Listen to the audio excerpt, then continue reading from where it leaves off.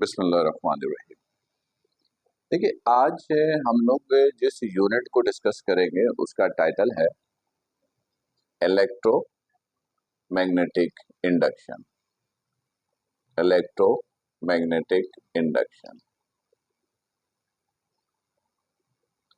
तो सबसे पहले इसी का कॉन्सेप्ट क्लियर कर लें।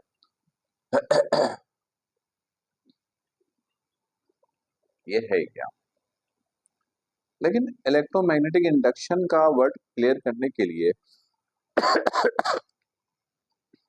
सॉरी, सबसे पहले एक वर्ड क्लियर करना पड़ेगा और वो है मैग्नेट। मैग्नेट हम लोग कहते किसको है?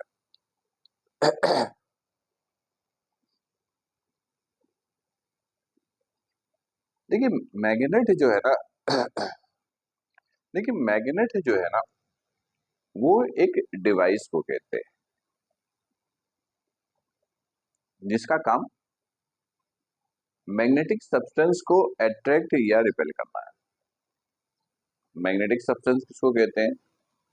हर वो सब्सटेंस जिनके पास फ्री इलेक्ट्रॉन होता है उनको हम मेटल या मेटालिक सब्सटेंस कहते हैं, जैसे आयरन, निकल, कोबाल्ट, इस तरह के मटेरियल्स। सही है। तो हर मेटेलिक सब्सटेंस को अट्रैक्ट या रिपेल करने वाला डिवाइस क्या कहलाता है? मैग्नेट कहलाता है। ठीक है। अच्छा, चलो मैग्नेट का वर्ड क्लियर हो गया। पहला, नेचुरल मैग्नेट किसको कहते हैं? जो फर्स्ट नेचुरल मैग्नेट है वो किसको कहा जाता है? अच्छा, ये बता दूं कि इस चैप्टर से इंफॉर्मेशन टाइप के ही एमसीक्यूज बनने के चांसेस होते हैं। ठीक है। पहला नेचुरल मैग्नेट किसको कहा जाता है? पहला नेचुरल मैग्नेट अर्थ को कहा जाता है। यानी अर्थ जो है वो पहला नेचुरल मैग्नेट है जिसकी हिस्ट्री तकरीबन 30,000 ईयर्स ओल्ड है। यानी 30,000 साल पहले इसको डिस्कवर किया गया था एज अ मैग्नेट। ये जो अर्थ में आपने सुना है, ये नॉर्थ है, ये साउथ है, ये सब मैग्नेट की ही प्रॉपर्टीज है। ठीक है, पोल्स है। अच्छा, अब सवाल, मैंने कहा मैग्नेट एक डिवाइस है जिसका काम मैट्रिक रिपेल करना है, तो ये तो मैग्नेट नहीं है जो मेरे हाथ में इस वक्त है। तो एक क्वेश्चन अराइज होता है ना, मैग्नेट के अंदर ऐसी क्या खास चीज है जो इसके अंदर नहीं है? याद रखिएगा कि मैग्नेट के अंदर हम इलेक्ट्रिक चार्जेस को परमानेंटली स्टोर करा के रखते हैं और चार्जेस का काम अट्रैक्ट रिपेल करना है। तो अगर इलेक्ट्रिक चार्जेस परमानेंटली स्टोर करवा दी है तो उसके अंदर अट्रैक्ट या रिपेल करने की एबिलिटी भी क्या होगी? परमानेंट होगी। और परमानेंटली अट्रैक्शन रिपल्जन की एबिलिटी जिस ऑब्जेक्ट के अंदर होती है उसी को मैग्नेट बोलते हैं। टेम्पररी होगी तो वो इलेक्ट्रिक फील्ड है, चार्ज है। लेकिन अगर परमानेंट है, अच्छा परमानेंट का मतलब लाइफ टाइम नहीं होता, परमानेंट का मतलब लॉन्ग टाइम होता है। ठीक है। तो मैग्नेट का मतलब है कि किसी भी बॉडी के अंदर इलेक्ट्रिक चार्जेस को आप परमानेंटली स्टोर करवा दो, यानी 20 साल, 25 साल, 30 साल के लिए स्टोर करा दो, तो उसके अंदर अट्रैक्ट रिपेल करने की एबिलिटी क्रिएट हो जाएगी। चलो, ये बात समझ में आ गई कि मैग्नेट के अंदर होता क्या है, क्यों अट्रैक्ट रिपेल करता है। अब एक पॉइंट और क्लियर कर लो, आज तक एक भी इलेक्ट्रिकल डिवाइस ऐसा नहीं बना जो बगैर मैग्नेट के हो। बगैर मैग्नेट के इलेक्ट्रिकल डिवाइस बनता ही नहीं है। तो अंदाजा लगा लो कि मैग्नेट की एप्लीकेशन कितनी बड़ी है। सब में मैग्नेट यूज होता है। एक भी इलेक्ट्रिकल डिवाइस ऐसा नहीं बना है जो बगैर मैग्नेट के हो।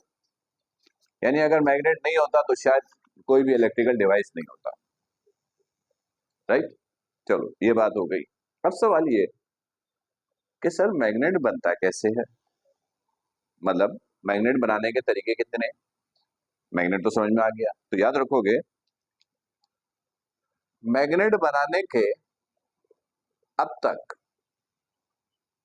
तक सिर्फ दो ही मेथड है। फॉर्मेशन मेथड वो सिर्फ दो ही हैं। एक को कहते हैं single touch method, single touch method, लेकिन ये ओल्ड मेथड है। आजकल की दुनिया में इसका इस्तेमाल कहीं नहीं है, और ये मैनुअली यानी हाथ से मैग्नेट तैयार करने का एक तरीका था।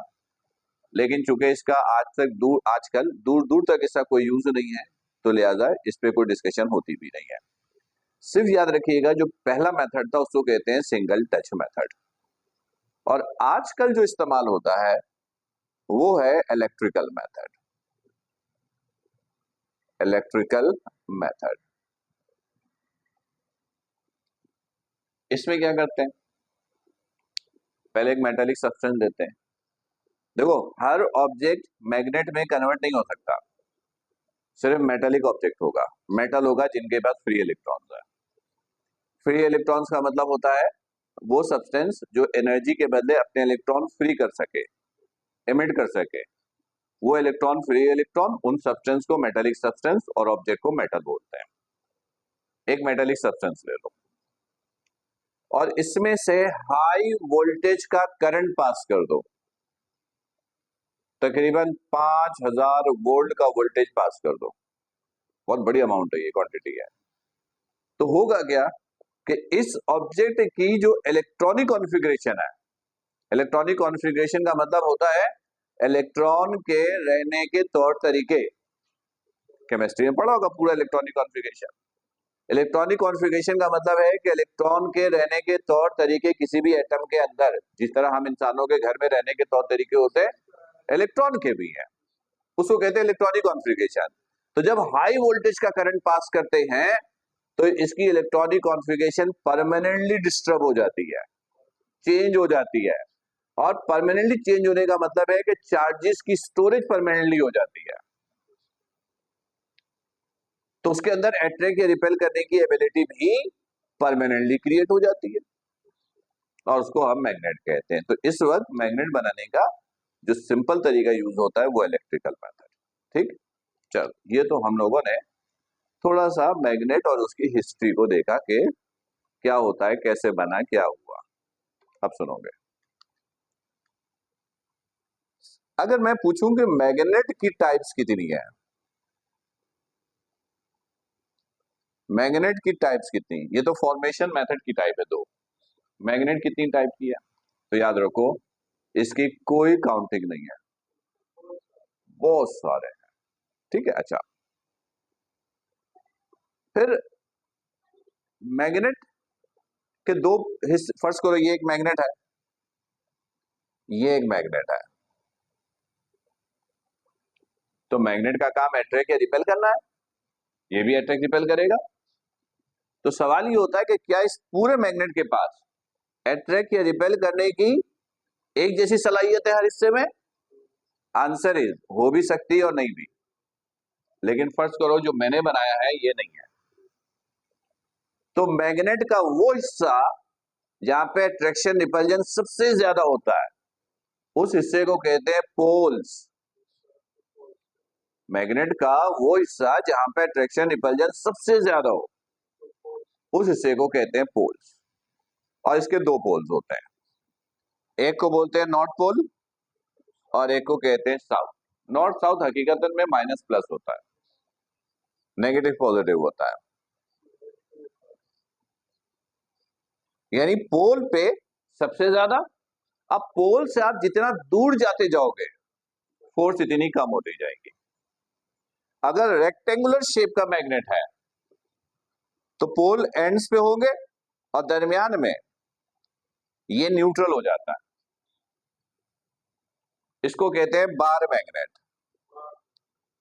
बार मैग्नेट, बार का मतलब होता है जिसकी लेंथ हो और रेक्टेंगुलर शेप में हो। लेंथ हो, रेक्टेंगुलर शेप में हो, तो ये तो ऐसा ही है, लेंथ है, रेक्टेंगुलर शेप में है, तो बार मैग्नेट। हाँ, मैं बताना ही चाह रहा था, इस वक्त बेशुमार टाइप्स की मैग्नेट है, दो पोल्स होते हैं नॉर्थ साउथ, लेकिन बास मैग्नेट ऐसे होते हैं जिसका कोई पोल नहीं होता, न नॉर्थ होता है ना साउथ होता है, न नेगेटिव ना पॉजिटिव, बिल्कुल यूनिफॉर्म फोर्स रखता है वो हर जगह पर। नॉर्थ साउथ तो आप उसको बोलोगे ना जहां पे अट्रैक्शन रिपल्जन सबसे ज्यादा है, लेकिन बाज मैग्नेट ऐसे हैं जहां पर कोई वेरिएशन नहीं है, यानी ऐसे मैग्नेट्स भी अवेलेबल हैं। ठीक, अभी आते हैं उधर। फर्स्ट करो, ये एक मैग्नेट है। अब मैग्नेट है, ये मैग्नेट है, ये मैग्नेट है, तो मैग्नेट का काम तो अट्रैक्ट रिपेल करना है। तो अट्रैक्शन रिपल्जन की एक बाउंड्री होगी, एक रीजन होगा। किसी का कोई कोई भी ऑब्जेक्ट कोई काम करता है तो हर चीज की अपनी एक बाउंड्री होती है, लिमिट होती है। तो इस मैग्नेट की अट्रैक्ट या रिपेल करने की जो एबिलिटी है उसकी भी अपनी एक बाउंड्री होगी, अपना एक रीजन होगा। फर्स्ट करो, ये है वो रीजन, ये है वो रीजन। इस रीजन में ये मैग्नेट अट्रैक्ट या रिपेल करने की फोर्स एक्ट कर सकता है। तो जिस रीजन में, जिस हिस्से में, जिस फील्ड में मैग्नेट अट्रैक्ट या रिपेल करने की फोर्स लगा सकता है, उस हिस्से को कहते हैं, उस रीजन को कहते हैं मैग्नेटिक फील्ड। क्या कहते हैं? Magnetic field. Magnetic field, magnetic field का दूसरा नाम मैग्नेटिक फ्लक्स डेंसिटी भी है। अच्छा, ये नाम क्यों है वो अभी आपको बताते हैं। सॉरी, हाँ, फिलहाल अभी ये याद रखो, इतना याद रखो कि magnetic field, magnetic flux density एक ही चीज के दो नाम है। ये क्या चीज है, नाम कैसे पड़ा, ये बाद में देखते हैं। अभी सिर्फ मैग्नेटिक फील्ड, तो ये मैग्नेटिक फील्ड है। मैग्नेटिक फील्ड को डिनोट करोगे बी से। ठीक है, तो पहला एमसीक्यू जो अक्सर पूछ लेते हैं उसका ताल्लुक इस मैग्नेटिक फील्ड के यूनिट से होता है। यूनिट, पहला यूनिट इसका टेस्ला, जिसको टी से लिखते हैं। बात जगहों पर इसको टिस नॉर्मल भी बोलते हैं, टिस नॉर्मल, लेकिन एक्चुअल वर्ड है ये टेस्ला। अच्छा, फिर दूसरा यूनिट इसका है वेबर पर मीटर स्क्वायर। और तीसरा जो नॉर्मली पूछते हैं, जो कुछ बच्चों को शायद नहीं पता होता है, और वो है गॉस। इसको कैपिटल जी से लिखते हैं। यानी मैग्नेटिक फील्ड के तीन यूनिट्स हैं, tesla, weber per metre square और गॉस। सब एसआई यूनिट है, सब एसआई यूनिट है, स्पेशली ये दोनों एसआई यूनिट्स हैं, टेस्ला और वेबर पर मीटर स्क्वायर, जो नॉर्मली हम अपने सिलेबस में यूज करते हैं। ये दोनों एसआई यूनिट है जो हम लोग अपने सिलेबस में यूज करते हैं। और गॉस नॉर्मली इस्तेमाल सिलेबस में कहीं नहीं होता, लेकिन प्रैक्टिकली फील्ड में जाओगे तो गॉस का इस्तेमाल आ जाता है। यानी फील्ड में जाओगे तो किसका इस्तेमाल करते हैं? गॉस का। यानी प्रैक्टिकली हम गॉस का इस्तेमाल करते हैं। तो एक एमसीक्यू ये कि बताओ टेस्ला, 1 टेस्ला कितने वेबर पर मीटर स्क्वायर के बराबर होता है? ये तो पता होता है सबको, 1। यानी ये टेस्ला और वेबर पर मीटर स्क्वायर आपस में बराबर है। सही है, पूछा ये जाता है 1 gauss is equal to how much tesla, या 1 tesla is equal to how much gauss. पूछ ये लेते हैं, पता है इसके बारे में कितना है? 1 gauss is equal to 10⁻⁻⁴ tesla. 1 tesla is equal to 10⁻⁴ gauss, right? यानी ये याद रखिएगा, 1 गॉस इसके रिवर्स कर देंगे तो ये इधर माइनस का इधर आके पहले मल्टीप्लाई इधर डिवाइड फिर ऊपर गया तो प्लस में। एक भी रिलेशन याद रखेगा तो दूसरा आप बता सकते हो। क्लियर है ना ये? 1 gauss is equal to 10 raise to power -4 tesla या 1 टेस्ला इज इक्वल टू 10 की पावर 4 गॉस। ये अक्सर पूछ लेते हैं, अक्सर पूछ लेते हैं, और इसमें गलती के चांसेस बहुत होते हैं क्योंकि नॉर्मली सिलेबस की बुक के अंदर कहीं इसका जिक्र नहीं होता है। ठीक है, कहीं एक आध जगह पे जिक्र है, बताया है कि ये प्रैक्टिकली इसमें मेजर करते हैं। खैर वापस आओ, चलो ये हो गया मैग्नेटिक फील्ड और ये इसके यूनिट्स वगैरह हो गए। अब देखोगे कि मैग्नेट है तो मैग्नेटिक फील्ड होगी, और मैग्नेटिक फील्ड का मतलब वो बाउंड्री, वो रीजन जिसके अंदर अट्रैक्शन रिपल्जन की फोर्स है। उस फोर्स को बोलते हैं मैग्नेटिक फोर्स। क्या बोलेंगे? Magnetic force. तो मैग्नेटिक फोर्स मालूम करने का जर्नल फॉर्मूला क्या है?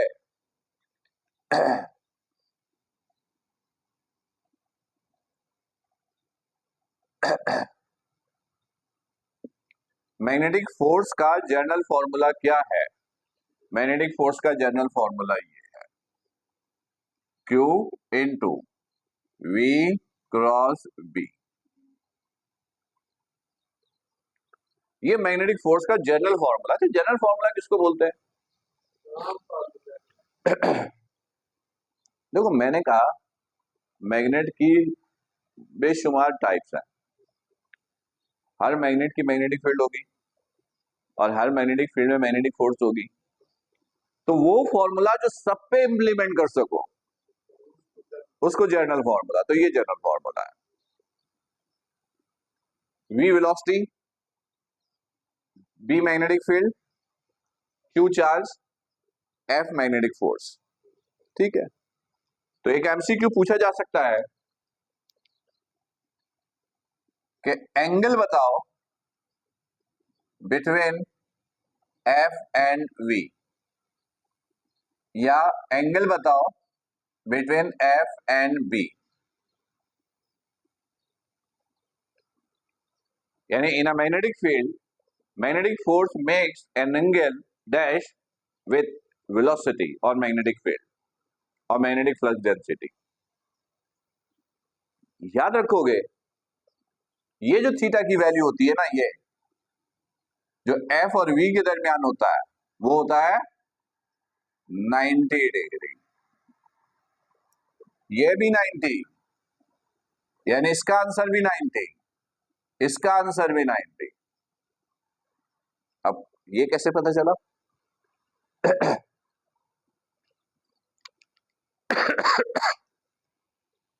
हमने एक टॉपिक पढ़ा था क्रॉस प्रोडक्ट।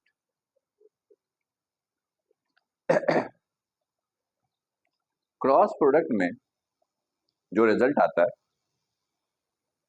वो रिजल्ट मल्टीप्लाइड वेक्टर्स पे हमेशा क्या होता है? परपेंडिकुलर। याद करो, A क्रॉस B से रिजल्ट आया C, तो C इन दोनों पर क्या होता है? परपेंडिकुलर। तो magnetic force is the cross product, depends on cross product between V and B। तो ये जो है वो इन दोनों पर क्या होगा?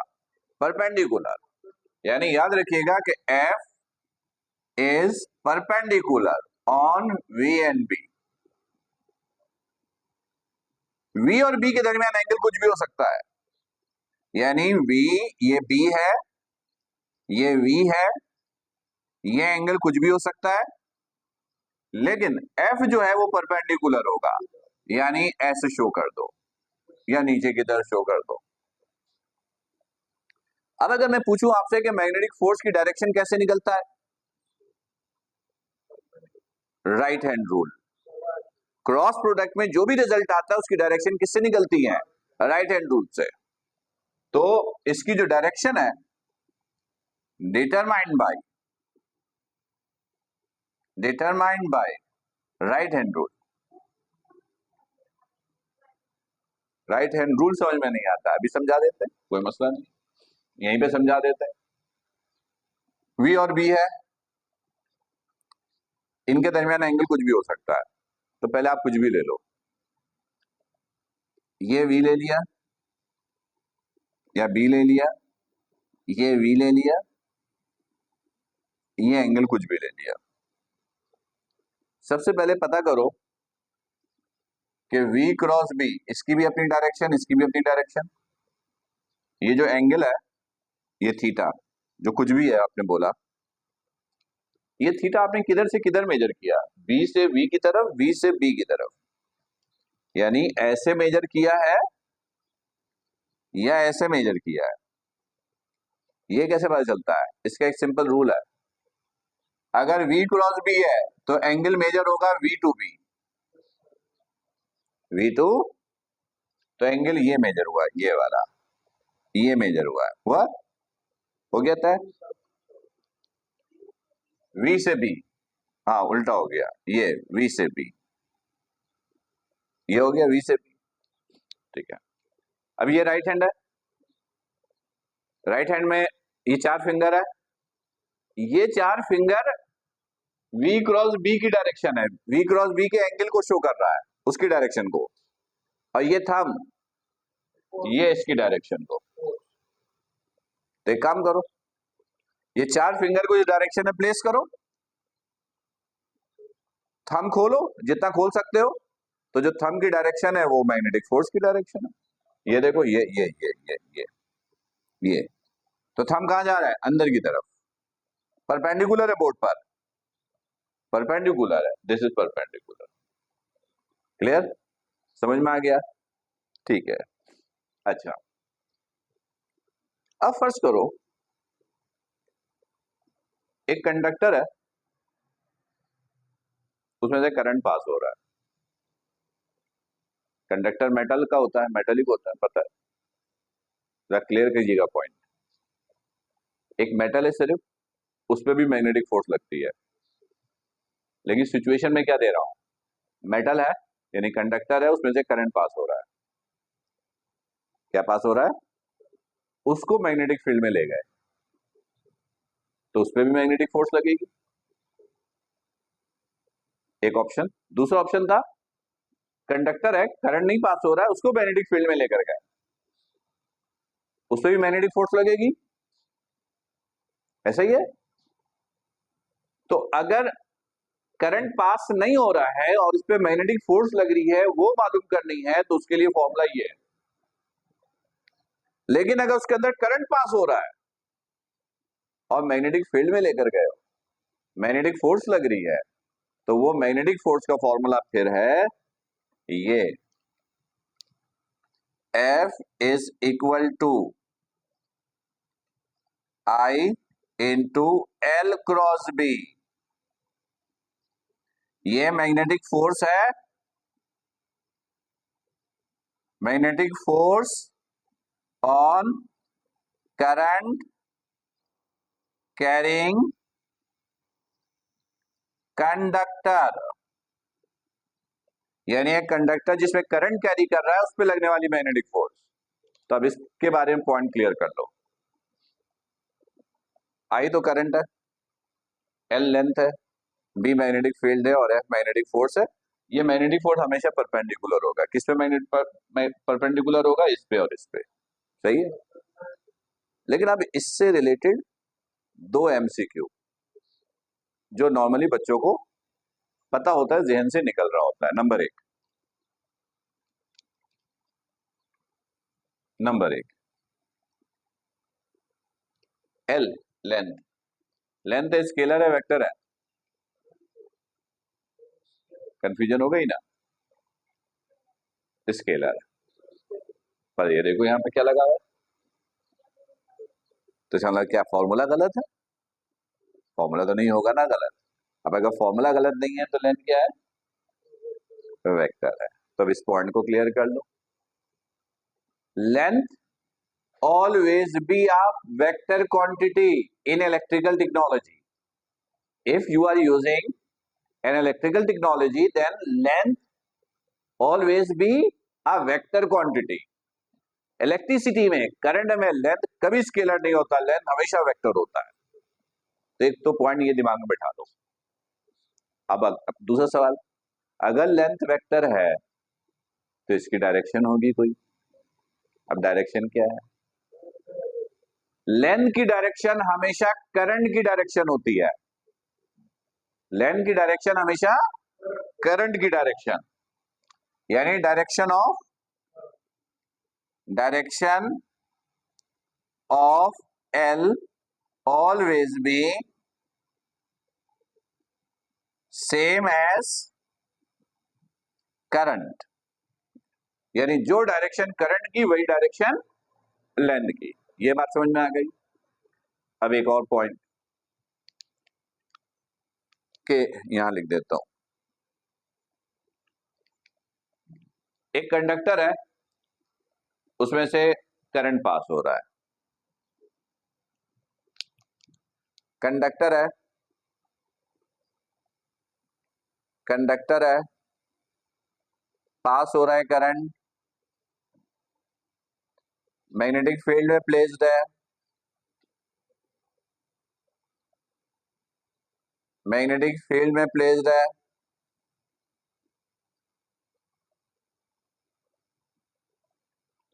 तो Q किसके बराबर होगा? पहले सवाल समझ लो।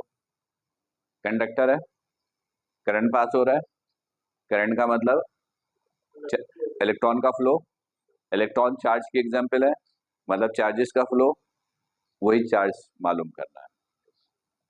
वो कैसे पता चलेगा?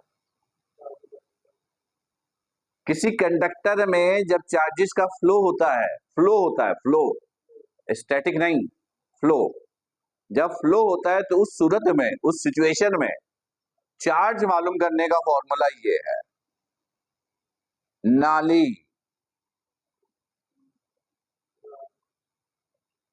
किसी भी कंडक्टर में जब चार्जेस का फ्लो है तो वो टोटल चार्ज मालूम करने का ये फॉर्मूला है। इसमें N number of electrons, A area of cross section, L length और E is the charge of an electron, charge of an electron. और इलेक्ट्रॉन का चार्ज कांस्टेंट होता है, कितना होता है?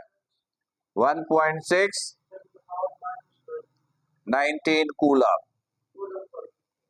वो चार्ज का यूनिट है, चार्ज का यूनिट कूलम। क्लियर? यहां तक क्लियर? कोई इशू? यहां तो कोई सवाल है तो पहले कर लो, फिर कंटिन्यू करते हैं। क्लियर है बिल्कुल? ठीक है।